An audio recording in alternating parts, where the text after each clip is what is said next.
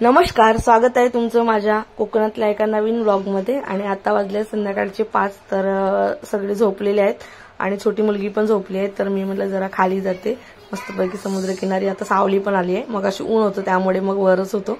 तर म्हटलं जरा वेळ बसावं तिथे। आणि काय करतात सगळी माणसं संध्याकाळच्या वेळेस इथे येऊन बसतात छानपैकी मस्त।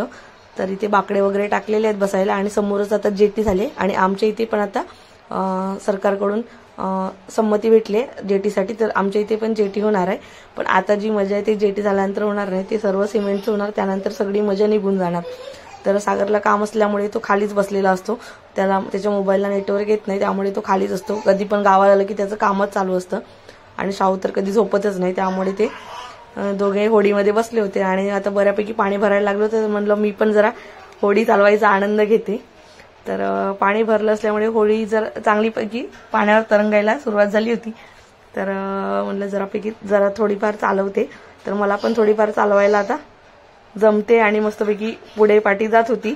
आणि कुठल्या दिशेला न्यायचे ती पण आता समजलेलं होतं, म्हणजे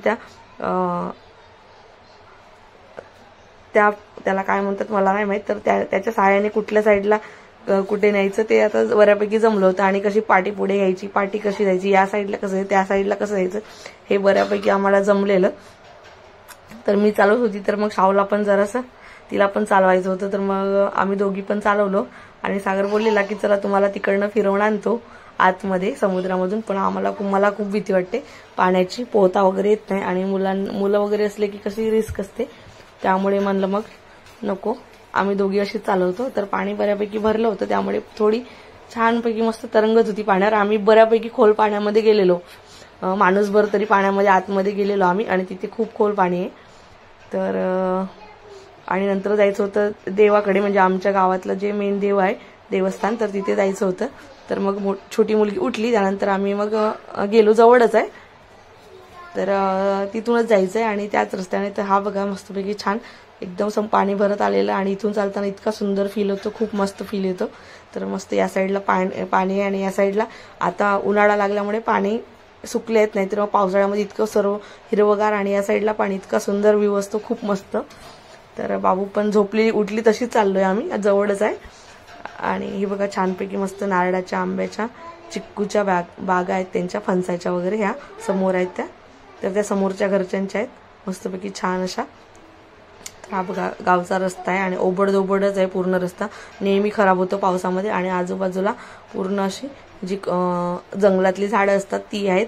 तर छानपैकी असा हा बघा मस्तपैकी आमच्या गावाचा व्ह्यू आहे हा पूर्ण। आणि हा समुद्र आहे, इथेच आमचं घर आहे, हे बघा हे समुद्र आहे ना तिथे आमचं। आणि इकडे पूर्ण असं डोंगरामधून असं पूर्ण उतार आहे खाली, आणि खोलगड भागामध्ये आहे घर। तर हे बघा हे जे मोठं झाड दिसतंय ना ते आहे मोठं वडाचं झाड। तर त्या गावातल्या लोकांनी म्हणजे त्यालाच देव मानतात, महापुरुष म्हणून असं त्याचं नाव दिलेलं आहे। आणि त्या सगळेजण म्हणजे येता जाता सगळेजण त्याच्या पाया पडतात। तर मग आम्ही पण नेहमी गेलो की तिथे पाया पडून येतो।